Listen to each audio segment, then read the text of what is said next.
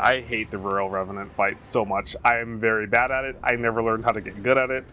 Although I believe this is where you get the Frozen Needle, which I'm not great with thrusting weapons, but it's a really fun weapon. Yeah, Frozen Needle. And you can pair Frozen Needle with the Ant Spur Rapier, which you get in the Altus area, I think by Shaded Castle. And then you have a combine. God, I can't talk today. I am so tired. I'm in my hometown taking care of my mom who had a full shoulder replacement surgery. I don't recall if I said that in any of the videos. So it's like I'm taking care of her, and then I'm going to work, and then I'm just not really getting a lot of sleep. Not complaining in any way, shape, or form. I love my mom, and I'm so grateful to be able to be here to take care of her. Hi. But I'm just very tired. So EG is part of Ranni's group. So he will sell you the Carrion something.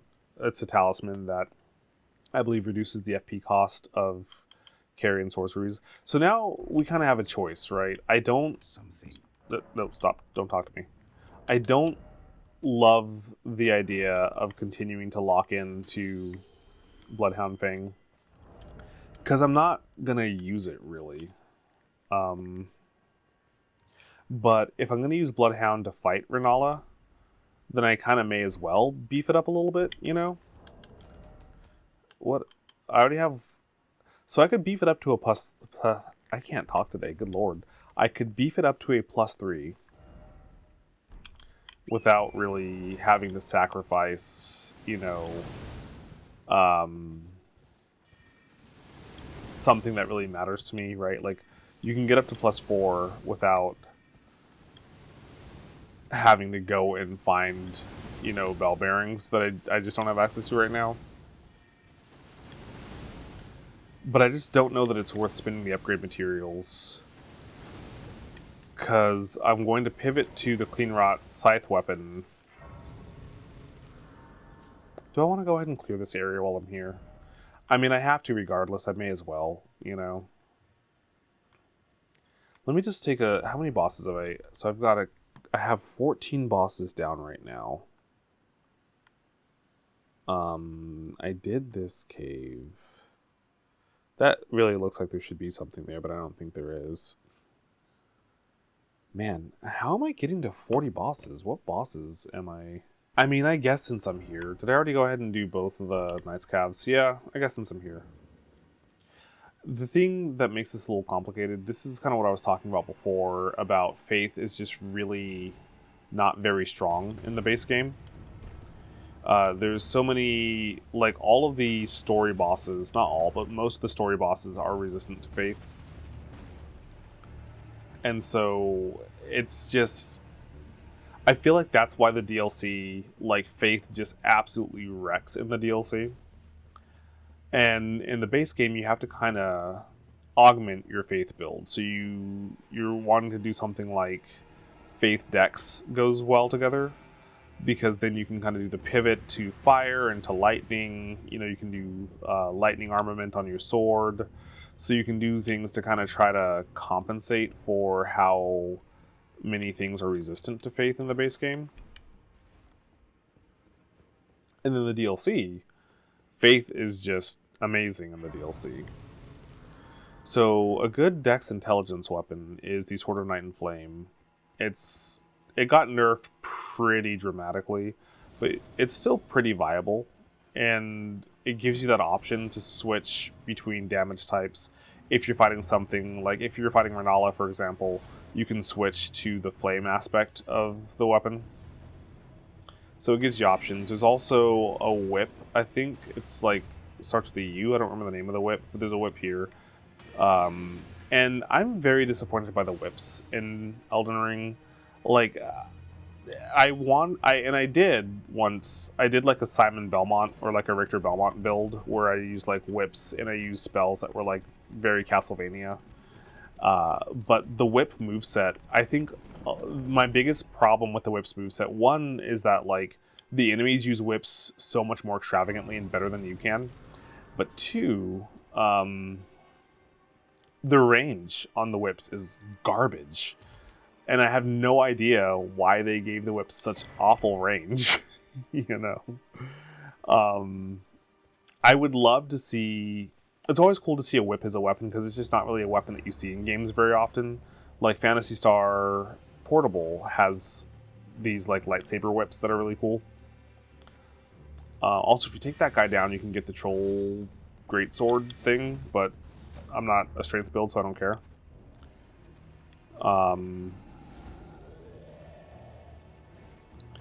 But yeah, I would love for whips to be more viable in the next game. Okay, so fun fact, if you use lightning sorceries in water, they do more damage. By a good amount. So Latenna's not too bad to deal with. She's kind of just a more better tree sentinel.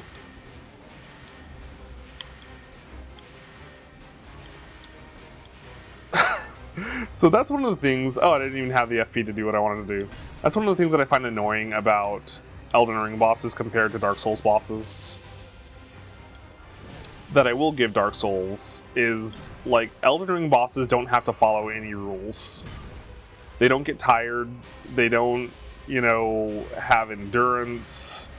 They don't really ever have to stop their combos if they don't want to.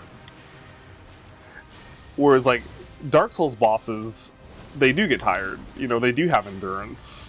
They do have to take breaks between lengthy combos. So, like, Dark Souls bosses feel more fair in that regard. Also, why not? Let's give the internet some fuel to be mad at me about today. I feel like Dark Souls bosses in general are more interesting in terms of their design. I know I just had like that whole rant about how I don't like Dark Souls, but I was watching a playthrough of some of the Dark Souls games, and I'm really a big Cosmic Horror fan. And I feel like Dark Souls just kind of had more interesting boss designs. Because I feel like most of the bosses in Elden Ring are like kind of just these humanoid characters. Okay.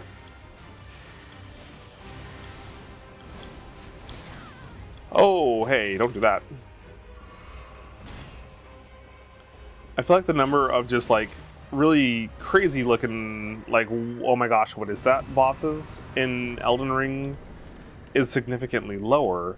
And that's not to say, and it's kind of funny, right? Because like, it's kind of the Zelda syndrome, where a lot of Zelda fans, a lot of the time what happens when you look at the fandom is that the whatever Zelda game is coming up is terrible, and whatever Zelda game came out before it was the best Zelda game. And so I saw the cycle all the time growing up, you know, where it's like, oh, we're doing, you know, Twilight Princess. Well, Twilight Princess is garbage, and the game before it was better. I don't know, what was it? Majora's Mask. But then it's like, oh, Majora's Mask is coming out. Well, Majora's Mask looks stupid, and Ocarina of Time is better. And you just see this cycle where, you know, I think Breath of the Wild is one of the ones that everyone was just like, this looks really amazing.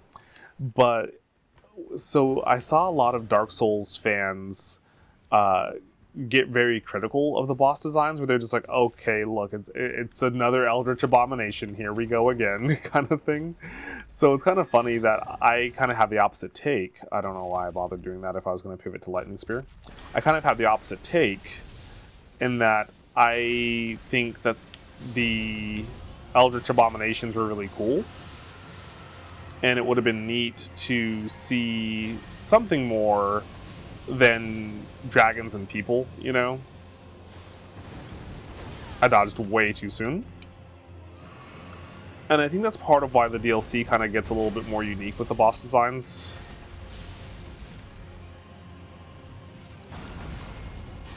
Which, you know, I'm not saying Elden Ring has bad boss designs. I just think Dark Souls has more unique boss designs.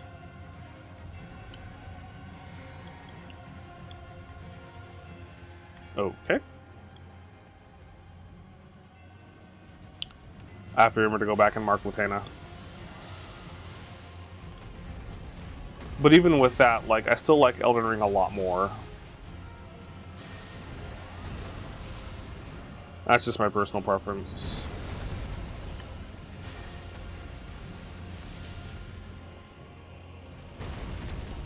But, you know, both are good and both games have their merits, and it's perfectly fine to enjoy whatever you enjoy.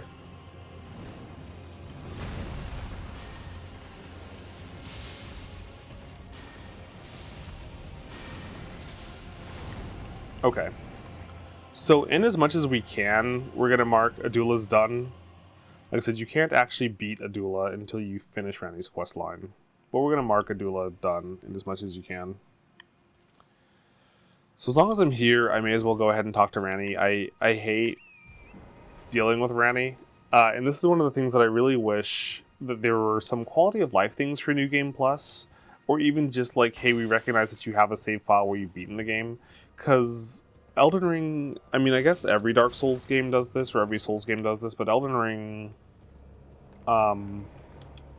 has this thing where like you have to talk to NPCs repeatedly, and then you have to reload the world state. So either go to a site of grace, teleport somebody else, or quit and reload your game to progress their conversations. And Ranni, in particular, for me, is a very annoying example of this, because like when you're done talking to Ranni and you talk to, you know, her lieutenants, you're not allowed to leave until you've spoken to everybody, right? Like, so if I talk to Ranni, and I have no reason to be here, like, I don't know, I'm just wandering the world, fighting everything that I see. So now you pledge yourself to serve Ranni, and there's this fog here, so I can't leave. So the natural progression of what you're supposed to do is talk to all of her lieutenants, and then go talk to her again, and then you're allowed to leave. You can shortcut that by talking to all of her lieutenants multiple times, and then sitting down at the side of grace to progress things along. And this is just one of those little things that, like, when you play through the game so many times, it's just a little tedious to have to do all that. And so it would be nice if there was some kind of a, hey, this is a New Game Plus, you don't have to talk to everybody now. Since I didn't talk to Blythe before, he shows up here. But if you talk to Blythe in Mistwood or at the Radon Festival, I believe he doesn't show up. And then you have to talk to Celivis twice.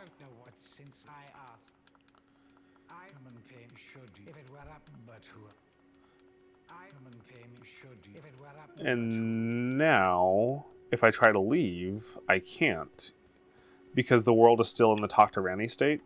So I'm supposed to go back up to the tower, talk to her again. She gives you a little bit more story, flavor text. Or I can just run back to the site of grace. And there's just a couple of quest lines that are like that, where it's just like, I wish there was some way that I didn't have to do all this talking to progress the quest line. And, right, like, it doesn't take that much time, but after 1,700 hours, it gets a little tedious, is all I'm saying. So now that we've spoken to Celivis, let's pop over. Celivis has a memory stone in his tower. So actually I was wrong, there's like 4 memory stones here. 5. There's a lot of memory stones in Liurnia. So now if we go to Celivis's tower, we can get the memory stone that he has there.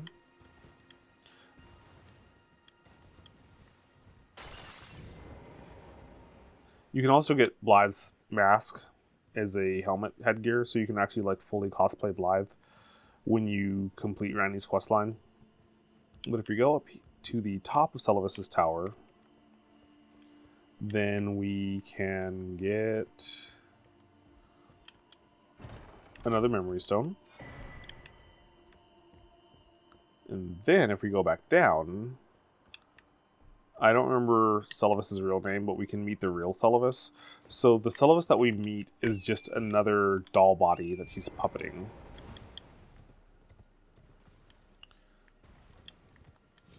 So if we go over here, we can meet the real Celivis, who is in Albinoric, in the service of the Carrion Royal family, which makes his creepy intentions for Ranni like even creepier, because Ranni kind of implies that everybody who serves her was like part of her group since she was a kid. So the implication is that Celavis knew Ranni from the time she was a little girl, and that makes a despicable character even more despicable. But if we go down here, this is the area of the chapel that we couldn't get to before, and we see more victims of Celavis turned into puppets. Oh, you? Sorry, Your Worship. I apologize for any offense given. I am Pidia, Padilla. servant to the Carrion royal family. I am charged with maintaining these ghastly dolls. Ah, Your Worship, other than the puppets, there are some very fine things up here in this storeroom. Why not pick something out before you go? But please, can you offer poor ill-starred Pythia a little something by way of compensation? So he sells a ritual pot, which I never used. The Ripple Blade, which is pretty decent. Black Leather Shield, which is pretty decent.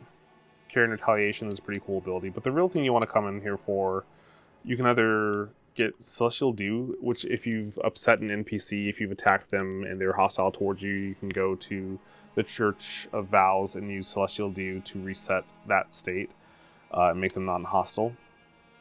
I don't know what that map does, but Larval Tears, you can use those to respec your character once you beat Renala. So Padilla is over here making this big show about like, oh, these ghastly dolls, oh, poor Padilla, blah, blah, blah, blah. But when you as you progress around these quest line, you realize that Padilla is Celavis. And the dolls eventually get a will of their own, and, well, we'll see what happens. Okay, so, where are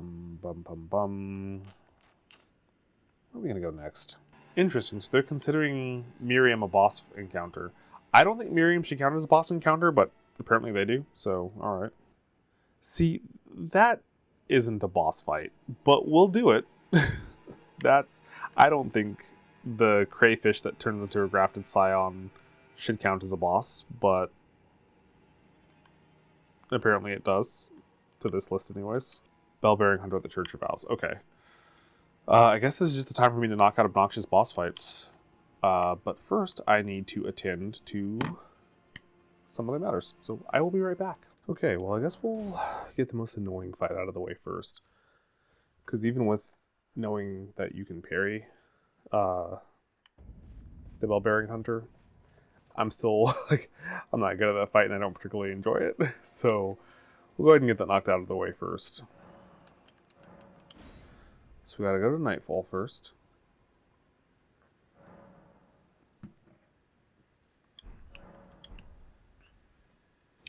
Ugh. It tastes like it has, sucralose or something in it. I don't know. I don't enjoy this root beer. Okay. Let's talk to Muriel. And here he gives you the background that I already gave you on how Radagon broke Renala's heart, which in turn broke her mind. So triggering the Bell-bearing hunter fights are a little bit annoying, because it's a little... It can feel a tad random. But basically you have to exhaust every possible dialogue they could have. And then typically you have to rest and go back and talk to the NPC again. Like we had to do with, what's his name? So now Muriel's still here, so we can't do the fight. So we gotta talk to Muriel again. Leave the conversation. Sit at a side of grace again. And this time, Muriel should be gone. Also have the wrong shield equipped. Yeah, okay.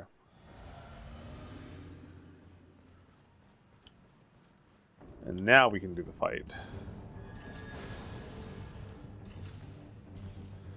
He seems taller. Maybe it's just me.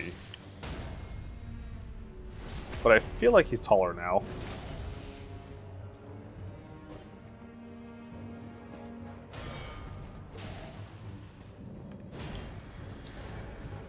I probably could have parried that. I don't recall if you can parry that one.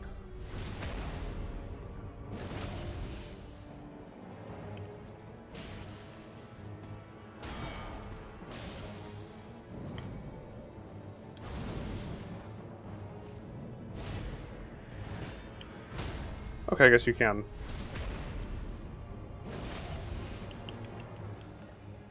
I did a very poor job of it. But hey, we're learning.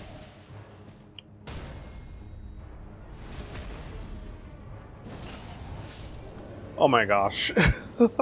Like, no joke. The bell-bearing hunter used to just body me over and over and over again. It is crazy to me how much simpler it is when you realize that you can parry this guy. Oh my gracious. Okay, well let's go ahead and mark that down. And I need to check real quick how much storage I have on my I'm on my little portable computer. Okay, we're still good on storage. Okay. So you know, it's as long as we have it set to night anyways, let's go ahead and take out another nighttime boss. I believe this is the last nighttime boss in this area. Which number is that? Number 3? Okay. Yeah, I believe this is the last nighttime boss in this area. But yeah, it's crazy to me because the bell-bearing hunter is a fight that I would, no joke, just get bodied repeatedly. I hated the bell-bearing fight so much. And now to learn that, like, just parry him. It's just like, you know, the Crucible Knight. Just parry him, and all your problems go away. Good gracious. Things I wish I knew hours ago. Alright, where do you spawn in from? Oh, hi. Oh, okay. Well, that was entirely my fault. So, I don't know if it does it for this grab, but for a lot of grab attacks, if you, like, rapidly tap L1 and R1, you can get out of the grab quicker. I know you can do it for the bear's grabs.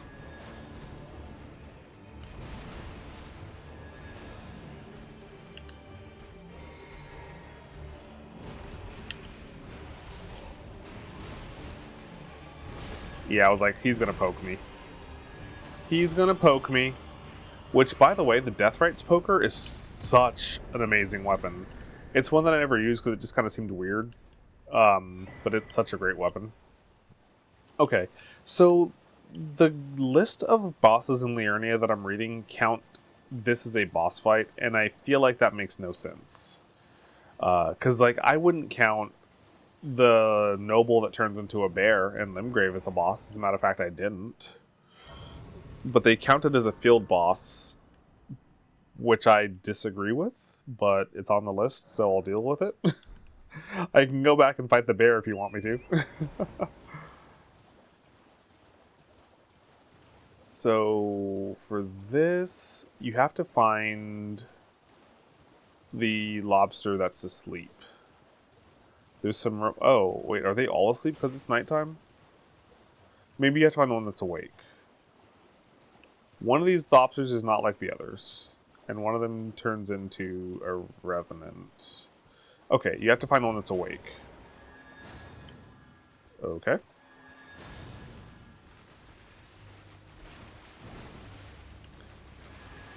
I don't know if you can in this, but I know I think in Dark Souls... Okay. Wasn't aware that was a thing you could do. Okay. I have never seen that happen. I believe in Dark Souls 3, you can actually parry the lobsters.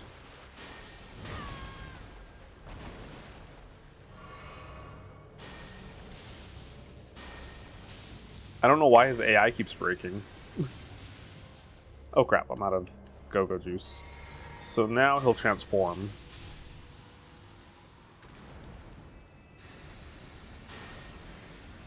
Now the real Dark Souls begins.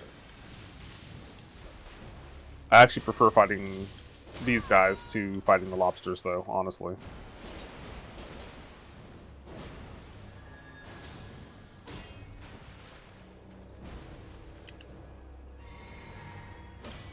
You know, if I were daring, I would use this as parry practice. But I'm not that daring, because I know that I'm terrible at parrying these guys. And I don't feel like fighting the rock lobster again. Right, but like, look how many of their moves, if you just walk in a circle around them, how many of their moves that don't land. It's amazing. Oh, I figured that would have knocked me too far back.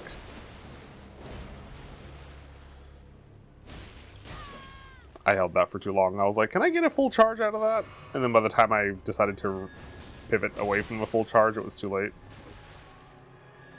Good night. Okay, yeah, so I disagree with counting that as a boss, but it was on the list, so we did it. I feel like maybe because at one point they are a boss fight, maybe that's why it's on the list. Okay, let's go ahead and knock out. It's the same thing for Muriel or Miriam in Karian Academy. Like, I don't think that she should count as a boss, but some people count NPC invasions as boss fights and others don't. I don't consider that a boss fight, but it's on the list, so you know we may as well. Never hurts to get more runes, anyways. I think this is where I went on accident when I was trying to figure out where the study hall was. I can't see. Yeah, this is where I went on accident when I was trying to find the study hall. I have done this dungeon like only during all boss runs, so I don't actually know where this dungeon is. He said, finding it immediately.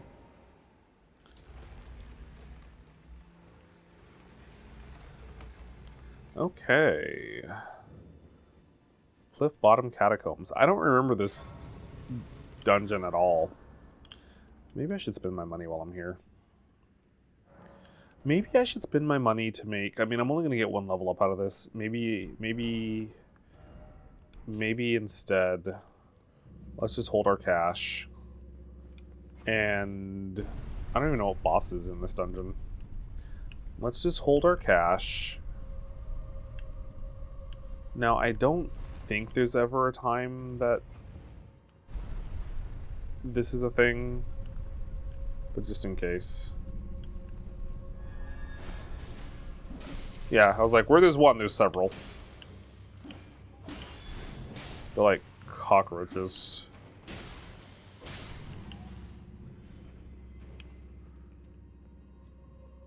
was like, okay, do I hear any more little pitter-pats of imp feet in the area?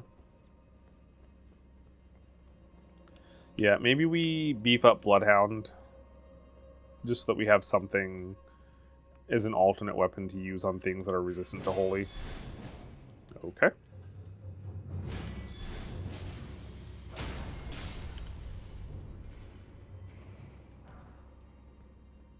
Is this the dungeon that I hate? This is the dungeon that I hate. Okay. Because... and hate's a strong word, but I'll just say, like, this is a dungeon that I don't know where to go. Is that a duelist? What is that? Well, we're about to find out. No. Keep your hands to yourself, friend.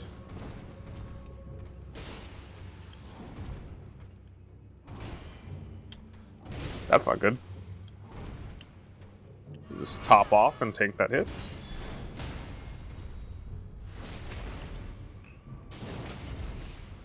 So this is one of the trick dungeons where, like, you have to take Oh, roundabout. Oh, boo. You have to take a roundabout path to get where you're meant to go in this dungeon. And it's just one that, like, I didn't really even know existed until I had a few hundred hours into the game, so I just don't have a lot of practice in figuring out where to go. I think this one might have a bunch of illusory walls. I hear something to my right.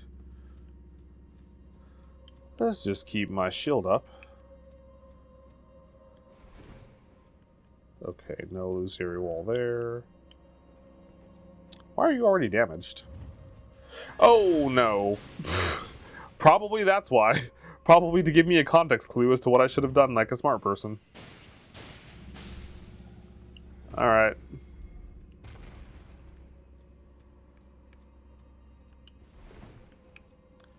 Okay, one of these dungeons has, like, hecka illusory walls. But I guess not this one. But yeah, this is like, you have to go in kind of a roundabout, and, like, the paths look very similar to each other. And if you go the wrong way, you're just running in circles for a really long time. I hear pitter-pats. Might as well top off, why not? We have lots of flasks.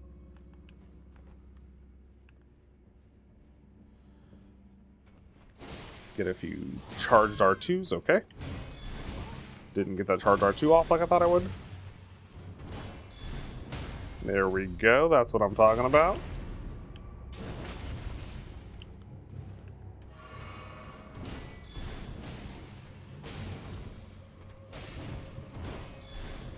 There are a lot of enemies that can be thwarted by sidesteps. Page ashes. Neat, neat, neat. Okay, normally it takes me a lot longer to figure out... Yeah, that was fairly obvious. He said having fallen for a fairly obvious trap just a few moments ago. And I presume there's going to be another one.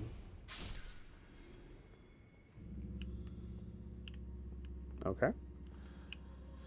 Yeah, normally I'm lost a lot longer in this dungeon. There's another dungeon too that... There's a couple of maze dungeons.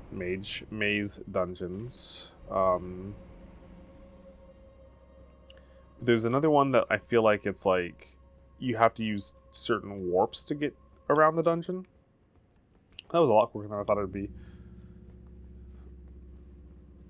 But I think the warp dungeon is like much later in the game. Oh, one of these guys. Okay. Well, they're not too bad.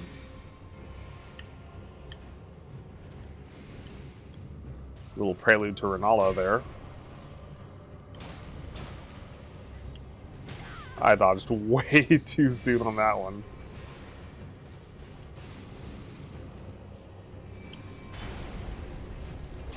Nice little AoE there.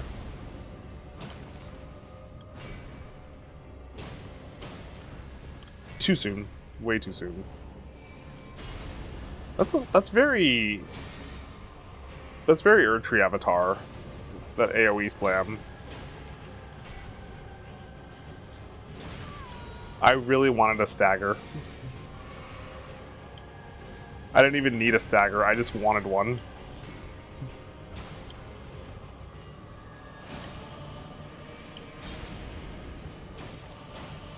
And good night. That wasn't bad. Kaiden Sellsword Ashes. I don't know that I've ever used those. Okay, oops, oops, oops. Okay, am I out of places that I've marked? I am out of places that I've marked. Okay.